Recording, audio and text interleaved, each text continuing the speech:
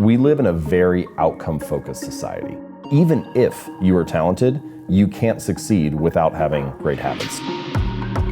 We think the thing that needs to change is the bank account or the test score or the number on the scale, but actually the thing that needs to change are the habits that precede those outcomes. They are the portion of your life that you can influence. You can be the architect of your habits rather than the victim of them. The things that are on your desk at home, your office at work, they influence your behaviors. If you can restructure your physical environment, then you're more likely to actually stick with the right habit.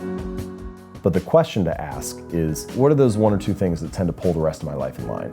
You can just build that one habit and you know that there's going to be a lot of good side effects because of it. Every action you take is like a vote for the type of person you want to become. Once you've changed that internal story, you're just like, this is who I am now.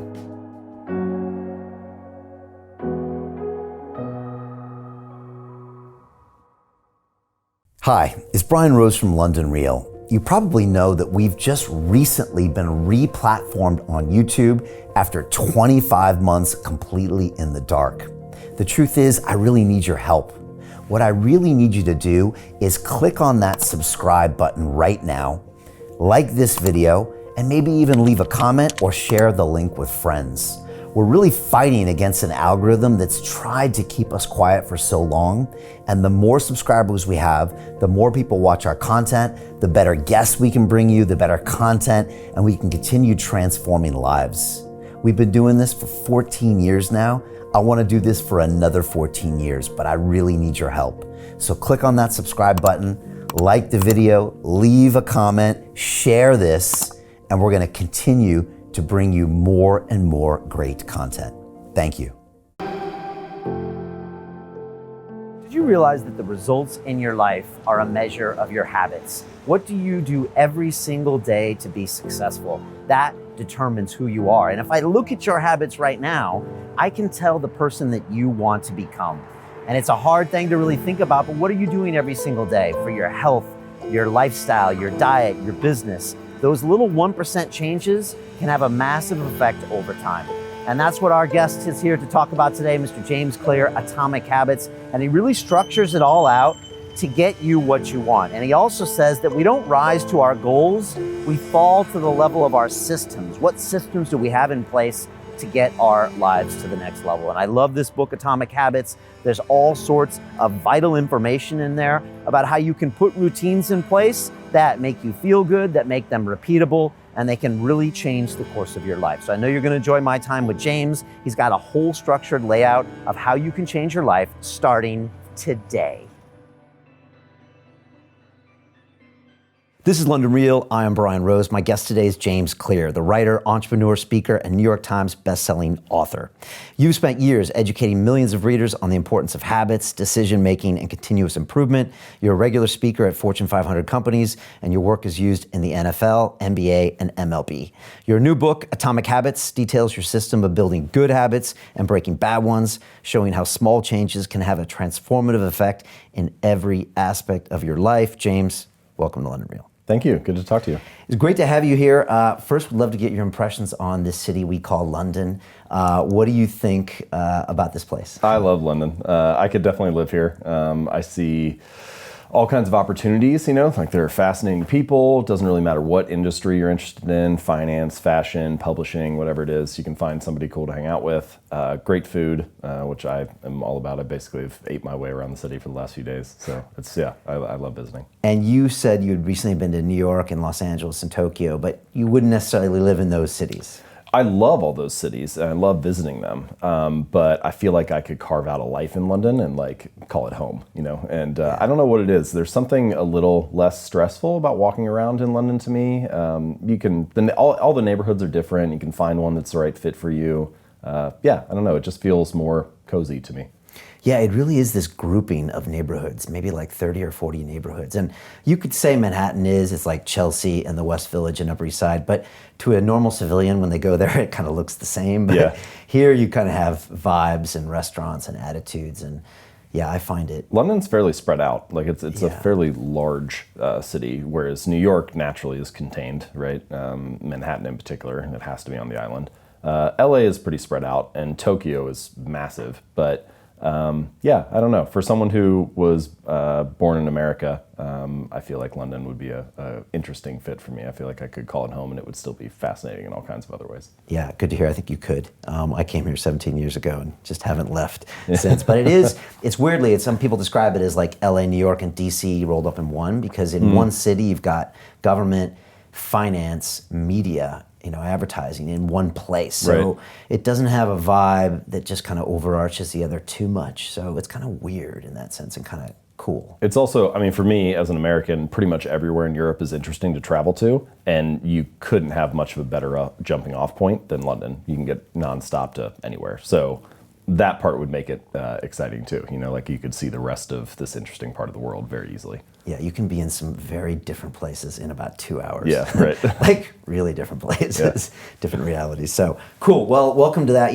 I'm really excited to talk about these habits with you, because I've had over 500 people sitting in that chair. And after the first 200 or 300, I started asking myself, what makes this person get in this chair as opposed to the person I just walked by on the sidewalk, or the person that drove my bus, or the person that served me coffee? And I'm always like, what makes them different? And I came to this conclusion that there are no high-performance people, just high-performance habits. But when I tell people that, and when I tell my students in our academy that, a lot of times it just goes over their head. And they're like, oh yeah, sure. But I think somehow, deep down inside, we always equate it with like a talent. That person's a billionaire, well, they were always gonna be that way. That person's a great actor, a great athlete. But from what I've seen, it usually comes down to great habits. And if you really dissect their behavior, it turns out that they're doing some really pretty granular things that they're doing. I haven't met too many people that wake up at 5 a.m. that actually do great things. A lot of times those people are actually doing things. I don't know many people that wake up at 5 a.m. and then watch Netflix. I mean, there's usually, I know Jocko Willink, the Navy SEAL, and like he's getting up at 4 a.m. and posting pictures of his watch. But a lot of times those people are being effective. And so I really do think habits are important. So I hope everybody listening really plugs into what we're gonna say, because it's not just about being high performance or getting what you want. I think it's about having a great life. Correct me if I'm wrong. Yeah, so I think there actually are. I agree with that point, but it's, I think, even deeper than that. So it's not that luck and randomness and uncertainty don't play a role in life. They do. Luck is a part of all of our lives to a certain degree, both good fortune and bad. But by definition, you don't have control over luck. And your habits also matter. And I think that the reason they're so worthwhile to focus on and understand is that they are the portion of your life that you can influence that also determines your outcomes. It's not just luck, it's not just habits, but one of those you have control over. And so it makes sense. The only reasonable strategy is to focus on what you can control. If you spend all of your time focusing on things you can't control, then you're just gonna end up frustrated. And so I think habits are maybe the best lever for that. Now, something that I say deeper in the book that I also think is true is that talent and genes, they play a role. Like I have a chapter, I think it's chapter 18 or 19, it's like the role of genes and habits and how they interplay.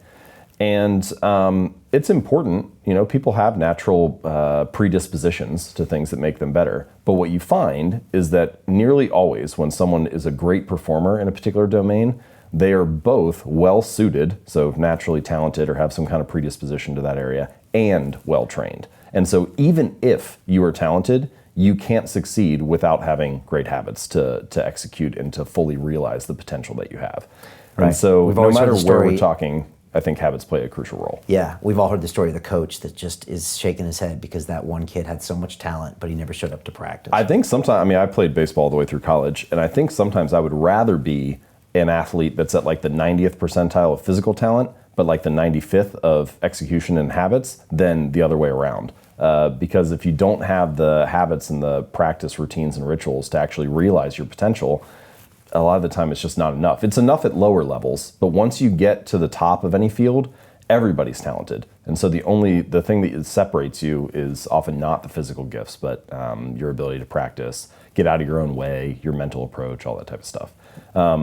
Anyway, so those are some more nuanced points, but I think the central thing that you were getting at is true. Your outcomes in life are often a lagging measure of your habits. Like a lot of the time people talk about, I want to have more money, or I want to lose weight, or I want some kind of result. But the truth is, Your bank account is a lagging measure of your financial habits. Your weight is a lagging measure of your eating habits. Your knowledge is a lagging measure of your learning and reading habits.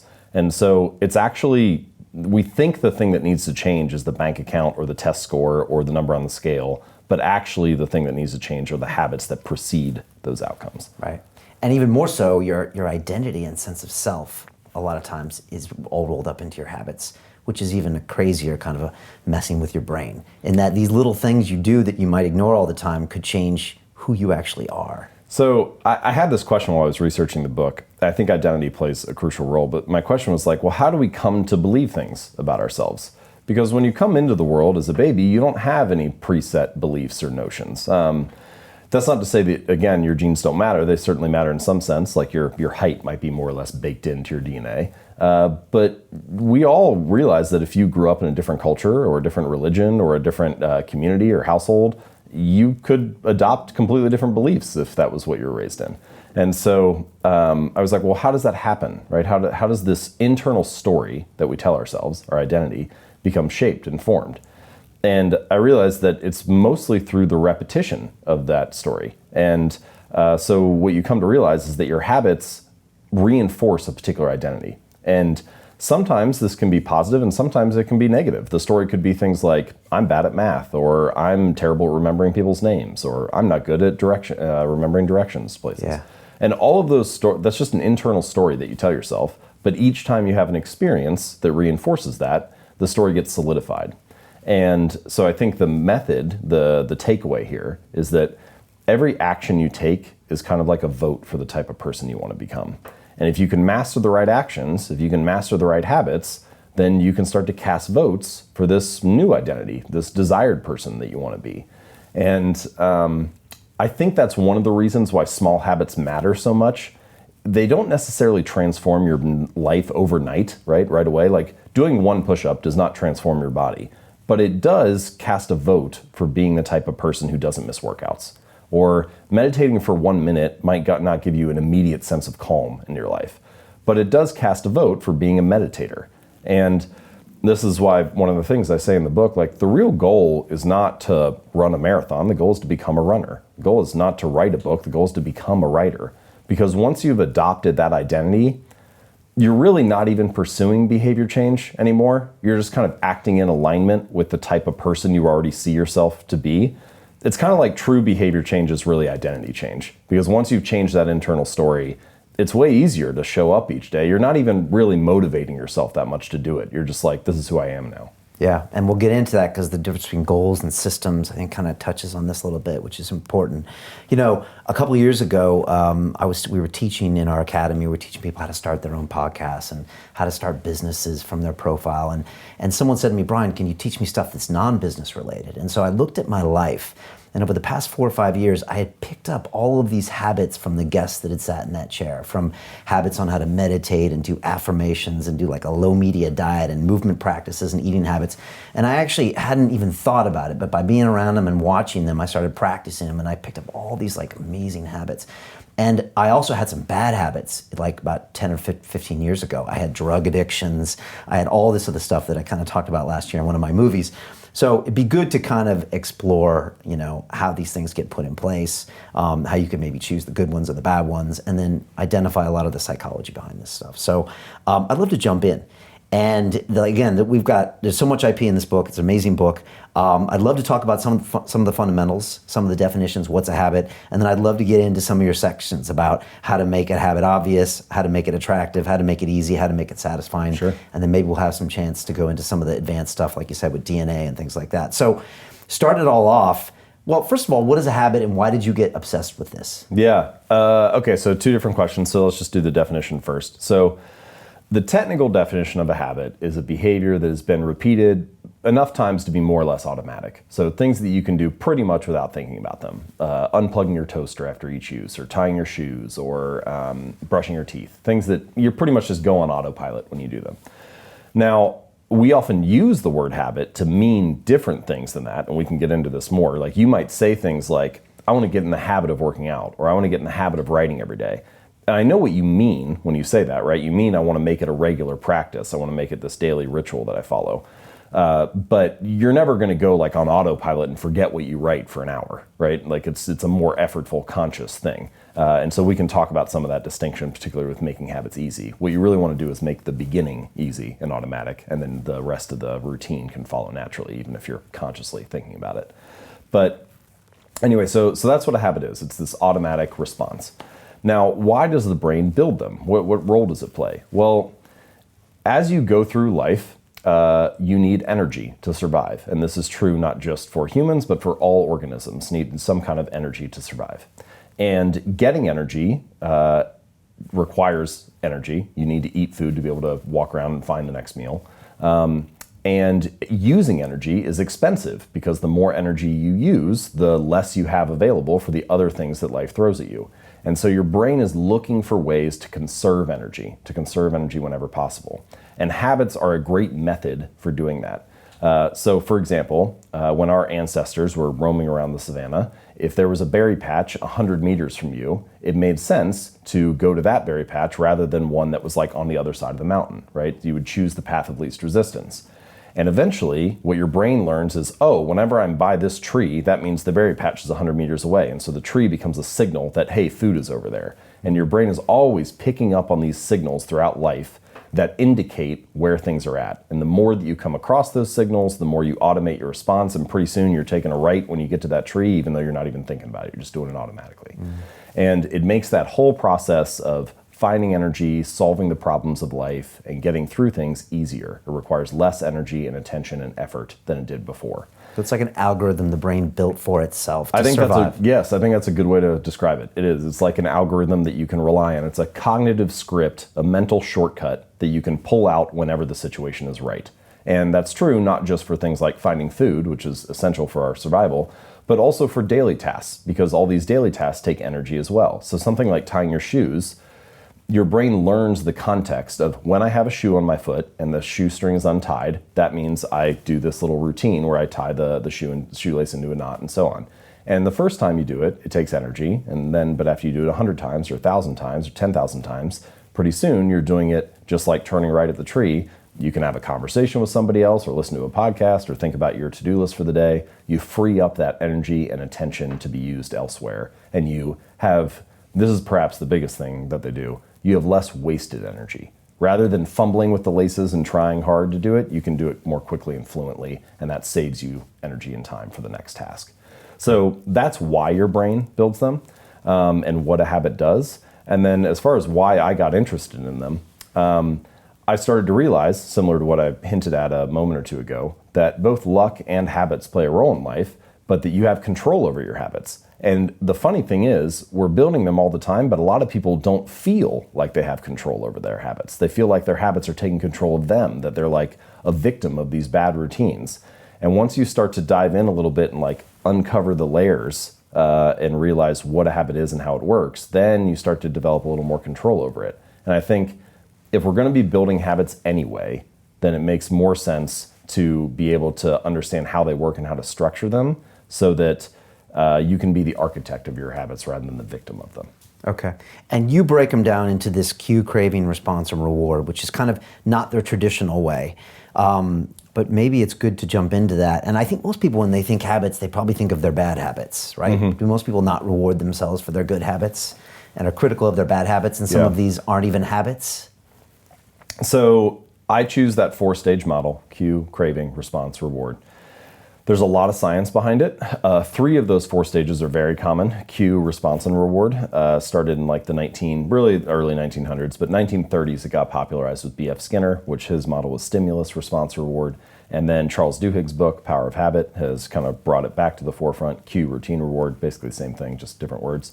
And the idea, and there's 100 years of behavioral psychology research behind this, that if you show someone the right cue, and they take an action, and then you follow it with a reward, you can train them to do that thing whenever the cue arises again, whenever the stimulus happens. So if whenever the light in the lab turns on, the monkey gets a squirt of juice, then it knows whenever the light is on, I should go over and put my mouth underneath the nozzle to get some juice or whatever.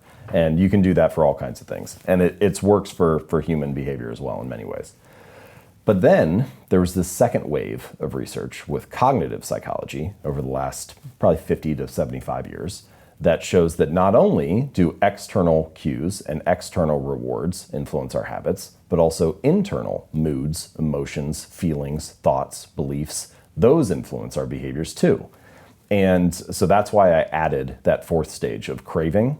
And I think actually it's really important because it answers, I just had a couple like basic questions that I thought when I was dealing with this kind of breaking habits down and why should they be organized in a particular way? How do we understand them? And one of the questions is, well, if it's cue, response, reward, how come people have different responses to the same cue? There has to be something going on there. So you have two people that walk into a room and there's a pack of cigarettes on the counter. And one person sees it and they feel this craving to smoke and pull a cigarette out. And the other person has never smoked a day in their life and they see that same visual cue, but they think, oh, it's just a pack of cigarettes, and they move on. And what happens, and the key for that craving stage, is that it's really about the prediction or the meaning that you assign to the cue that determines whether you get a craving or not. So it comes back to that internal moods, states, emotions, feelings. And so... Interesting you bring that up because there's a book called Alan Carr's Easy Way to Stop Smoking. Yep. He's now dead. But I read this 20 years ago or something, and it actually worked. And it was weird how what you're saying now is the pack of cigarettes used to cue, okay, I got to smoke. And then after reading a book like that, it cued, I'm not going to poison myself anymore. And I understand the trick it's playing on me. So, I mean, this is kind of... You're like probably the fourth or fifth person that's told me about that book now. Really? Yeah, and so I think this is actually quite hard to do for breaking bad habits, which is rewiring the story in your brain for what a cue means. Yeah. But in the long run, that is actually, I think, a very robust way to break a bad habit, is to learn to teach yourself that that cue means something new. Say you walk downstairs and you see a loaf of bread on the counter each morning and you're like, oh, I should make some toast for breakfast. So now that cue of the loaf of bread means make toast. But then you read a diet and nutrition book that convinces you that like grain and carbs are the devil, right? Well, now you go downstairs and you see that same loaf of bread and it means something totally new. Similar to you, like, oh, now the cigarette means I'm poisoning myself. Now it means, oh, I shouldn't eat that. That's bad for me. And it's really the story that you're telling, the thing that's happening in that second stage of the craving and the prediction about what it is, that changes your response. So to summarize, the reason I chose those four stages is that I was trying to create a model that I felt like accurately described both all of the robust research that is true about behavioral psychology and the research from cognitive psych and the influence of internal states. So my hope is that those four stages accurately describe a habit and how both the internal world and the external world influence our behaviors. Okay. Talk about goals and systems. Maybe this is the time to get into that because, setting goals, it's kind of a popular thing to talk about in the last few years. I'm actually a fan of them as well, but also I'm an engineer by training, so systems come naturally to me. So for me, it's always like, okay, yeah, and then I'm already thinking about the systems, but I think a lot of people aren't. So can you define that? Well, so first of all, before I criticize goals a little bit, I should just say, one, this is coming from someone who was very goal-oriented for a long time, right? I set goals for everything, right? Like the grades I wanted to get in school, the weights I wanted to lift in the gym, the revenue numbers I wanted to hit in my business. It was all goal-oriented. And then I turned around a couple years later and I realized I've only achieved some of these, maybe 10, 20%. So clearly setting the goal was not the thing that determined whether I move forward or not, because the majority of the time I'm not achieving them. And so then I had this question like, well, what is it? Now, before I describe the systems approach, I should say goals do serve a purpose, right? It's not that they're useless. They are good for setting a sense of direction and clarity, so figuring out where do I direct my attention, and they're good for filtering. And what I mean by that is it's very easy as you go throughout life for people to come to you with a different opportunity, or you find out about a new area that you're interested in, and you start to say yes to things because, oh, this is new and exciting. But if you have a goal, it's much easier to say no to the things that intrude, right? So if you're training for the Olympics and your friends want to go to the bar, it's very easy to say no because your goal gives you a much cleaner filter to determine, does this move me in the direction I want to go or not? So those are things goals do well. But some of the things that goals do poorly, systems are actually much better for. And so the way that I would describe it is a goal is focused on the outcome, a system is focused on the process, So it's the series of habits or steps that you take to get to that ultimate goal. And so a couple examples. If you are a basketball coach, your goal might be to win the championship, but your system is the way that you recruit assistant coaches and players, the drills that you do at practice each day, the process you have for reviewing game film and prepping for the next game. That's your system.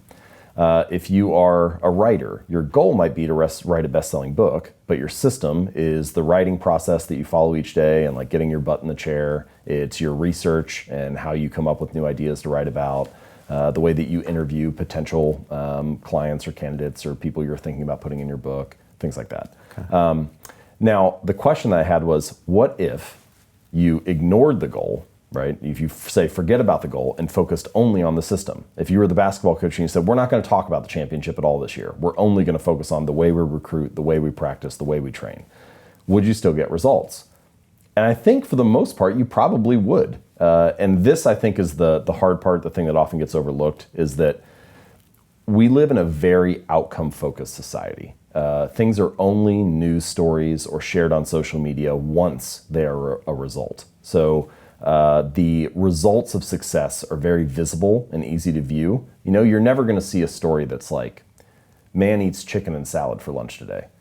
It's only going to be a story a year later when it's like, man loses 100 pounds. It's only the outcome that is visible. Because it's like simple for us also to process that thought, right? It's like, oh, I get it. Something important happened. I prioritize it.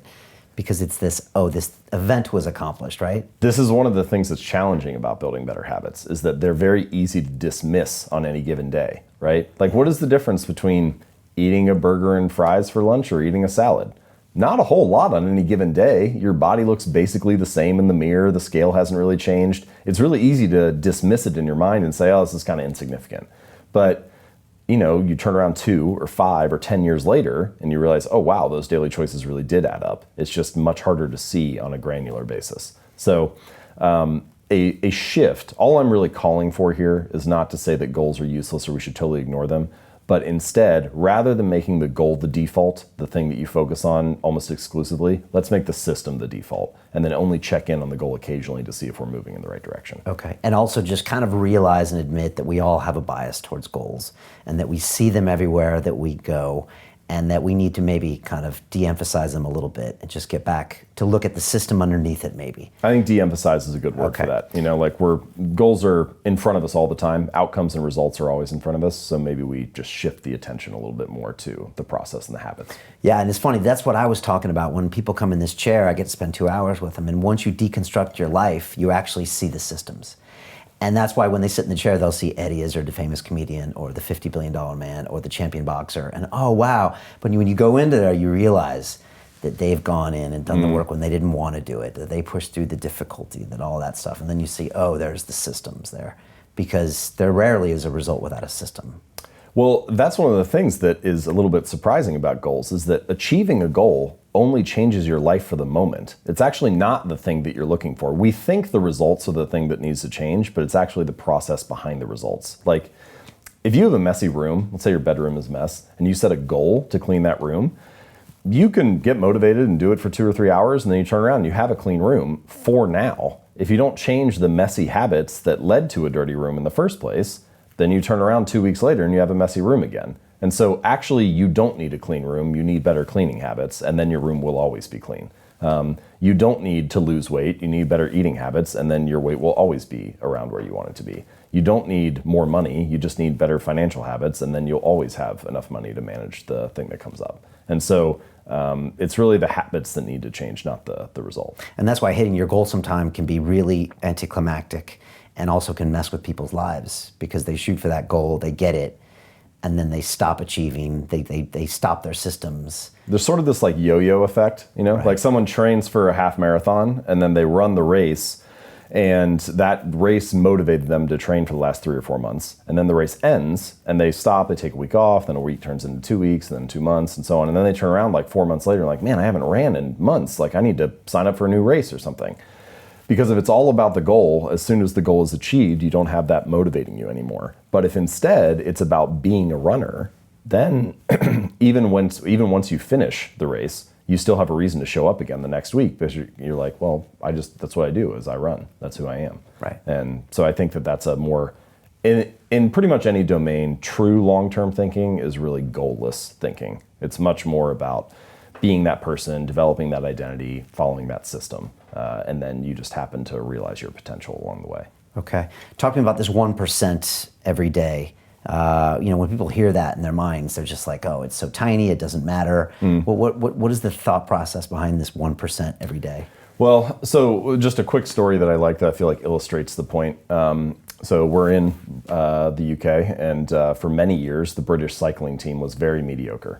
They had never won a Tour de France, even though the race had been around over 100 years. They had won, I think, a single gold medal back in 1908. And so they brought in this new performance director, 2003, 2004, and he believed in this concept that he called the aggregation of marginal gains. And so he described it as like the 1% improvement in all the areas related to cycling.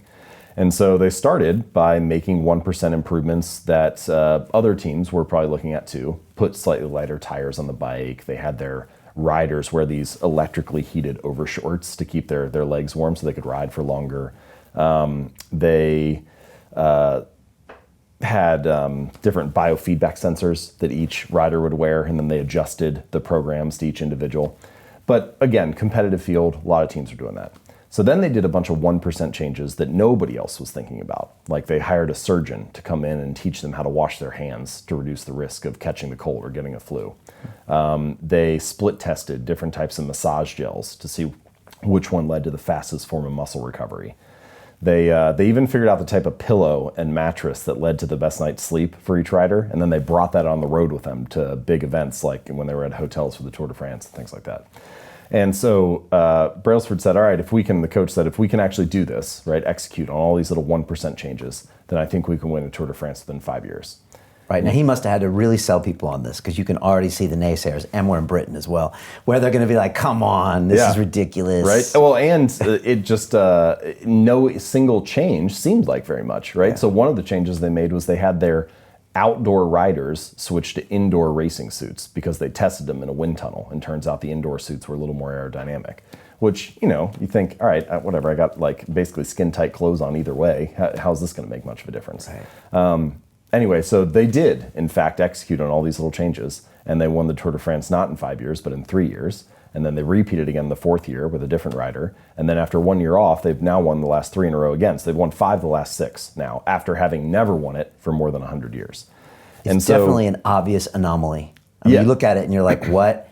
Because it's not like we have a cycling culture here or anything. It was just a big anomaly when we saw them massively improve.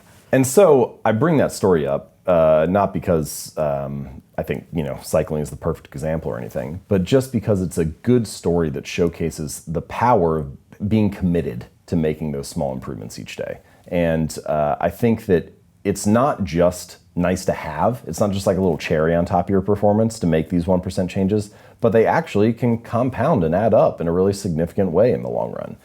And habits are a lot like that. They're not exactly like compound interest, where you kind of like hit that hockey stick portion of the curve, but they really feel like that a lot. Like we were saying just a few moments ago, it feels insignificant on any day, but then you turn around 10 years later and it's actually, you're surprised by where you end up. And that's a hallmark of any compounding process, that the greatest returns are delayed.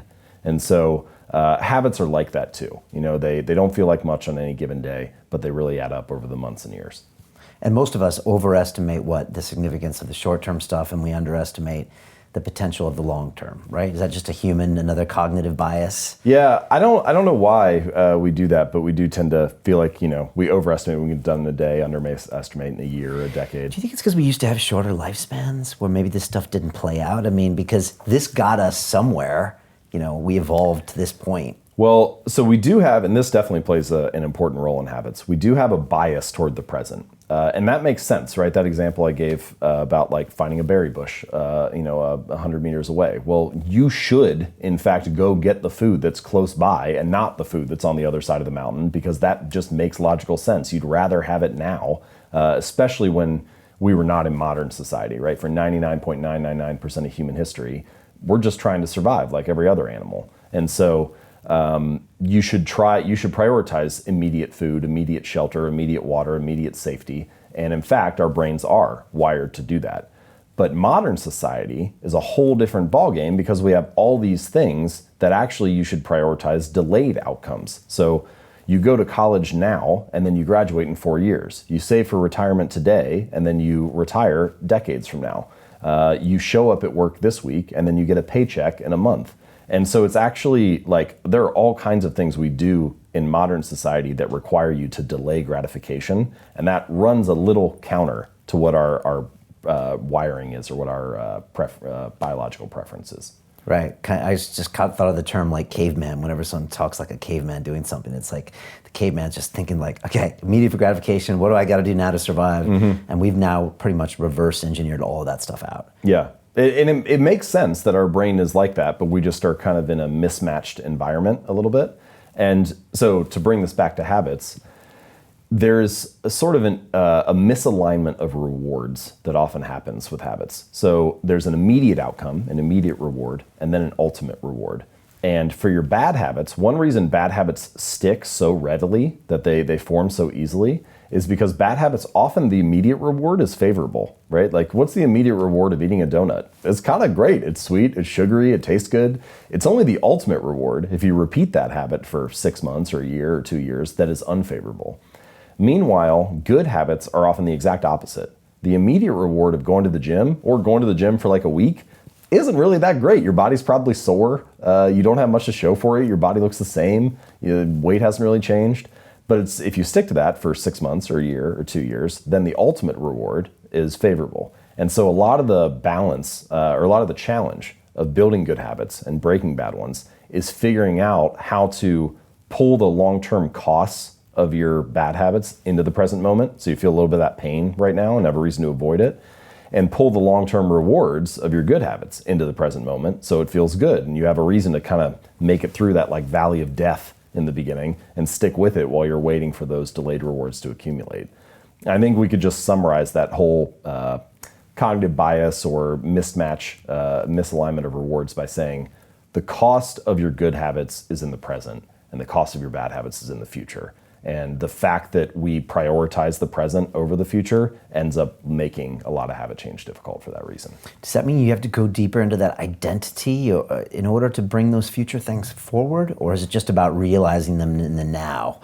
It's a good question. I think, so you're on the right track, because I think that the ultimate form of intrinsic gratification is a reaffirmation of your desired identity. So if your desired identity is, I'm the type of person who doesn't miss workouts, or I'm an athlete, every time you're doing a squat, literally you can be in the middle of the rep and you're already getting gratified because you're acting in alignment with the type of person you want to be. It's like, oh, I just did that rep, I didn't miss this workout. That feels good. Now, I do think it takes a little while to get to that point where that actually feels like you. You can imagine somebody goes to the gym for the first week or the first month. They don't quite identify that way yet because they haven't spent enough time there. Stephen Pressfield, the writer, he wrote War of Art. Yeah. So I think it's in the War of Art. He has a piece where he talks about a wolf and how the wolf develops a territory, right? Okay. But the only way that it develops a territory is by being there, by walking around the terrain every day. And then it starts to feel like this is mine, this is my home. And he talks about writers doing that by like you make the chair and the computer and the desk in your office your territory. It becomes your terrain. And I think that is true for most habits too. Like when you walk into the gym for the first time, you feel very uncertain. It's not your territory. You don't feel like it's your terrain. But once you show up again for a week or a month or a year, at some point you cross this invisible threshold where it starts to feel like, yeah, this is for me, or I belong. And that, I think, once you've crossed that stage, it becomes more likely that you can get that kind of reaffirmation of your identity and start to instantly feel gratified. But there are other things that you can do in the short term to feel more gratified while you're working on those habits. So here's just one little tactic. Let's say that you're either trying to work out or build a habit of meditating or something. And so each time you do your habit of meditating for 5 minutes, you have this little jar of marbles, and you got like 100 marbles in there, and 90 are red and 10 are blue. And after each instance of your habit, you walk over and you pull a marble out of the jar. And if you pull out one of the 90, then nothing happens. It's just like pat on the back, good job, you did what you're supposed to. But if you pull out one of the 10, then you get some kind of reward that's exciting to you. Maybe you get to watch Netflix for an hour and not feel guilty, or go for a walk outside, or take a bubble bath, or buy yourself a new jacket, whatever it is, like something that feels rewarding.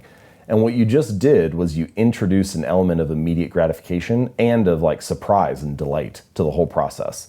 And so, yeah, that first week when you're meditating, you still might not identify as a meditator, or you still might not have a sense of calm wash over your life.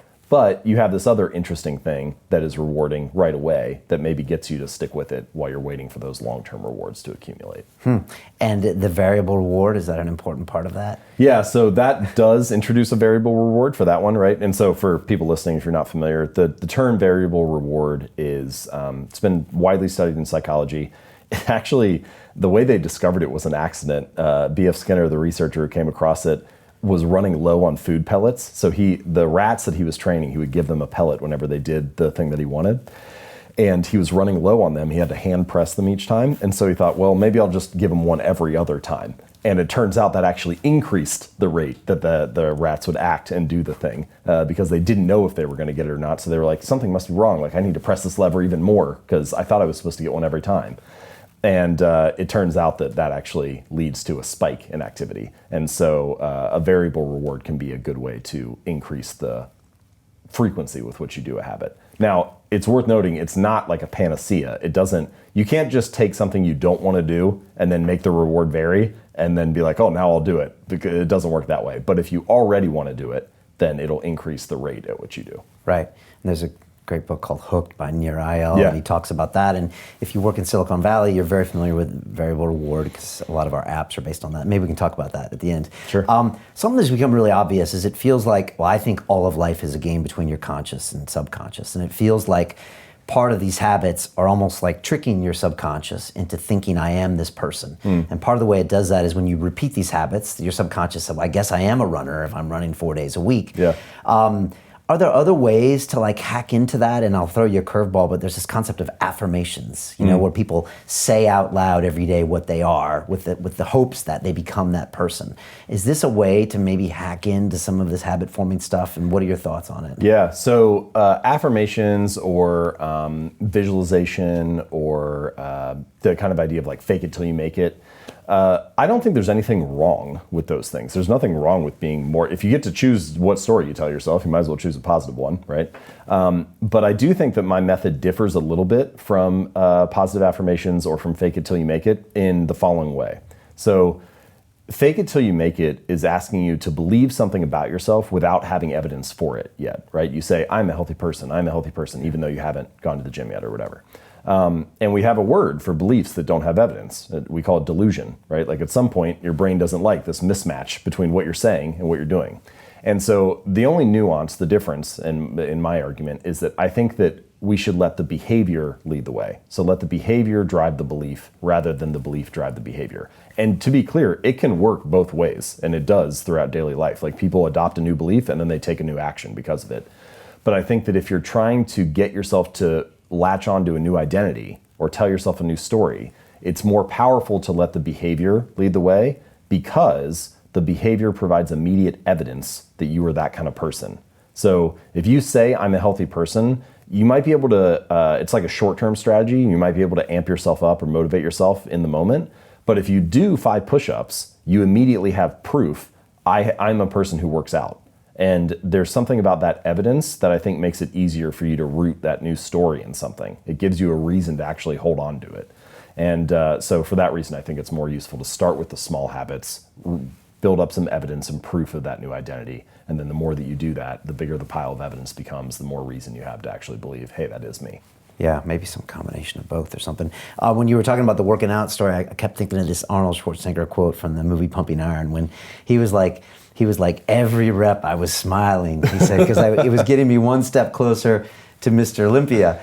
And then you look at him and you're like, okay, I can see why Arnold would think that, but most people, every rep is pain, and they don't see it. So is that a way of him kind of hacking forward those the future payouts? I think that is similar to what you mentioned earlier about like, oh, cigarettes are poison, or the story about the bread, like, oh, carbs being unhealthy or whatever, is that he was finding a different way. He was developing a new meaning for the same experience, right? Usually it's the meaning you ascribe to that experience is my muscles are burning, this is painful, I'm not enjoying this, it requires sacrifice. And he twisted that around to say, this is great, the pain means I'm growing, it means I'm moving forward, I'm getting closer to my goal, and so on. And I think there's something powerful about good habits become easy habits when you can learn to find joy in delaying gratification, right? And so he was finding a way to get pleasure out of the process of putting in the work. And that can be a really powerful motivator in the long run.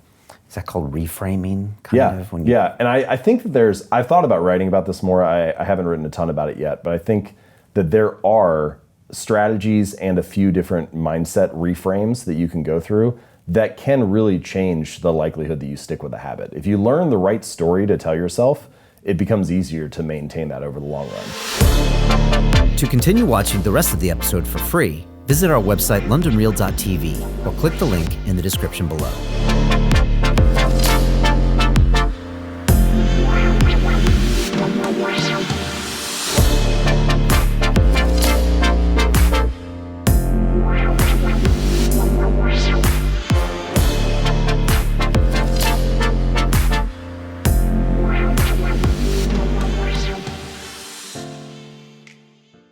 Most people will never see this opportunity. Dubai luxury transformation projects have historically delivered 40 to 90% annual returns. That is incredible. These were once reserved only for insiders with access. I spent 15 years on Wall Street, and I learned this: the biggest returns always go to the people who get the call first.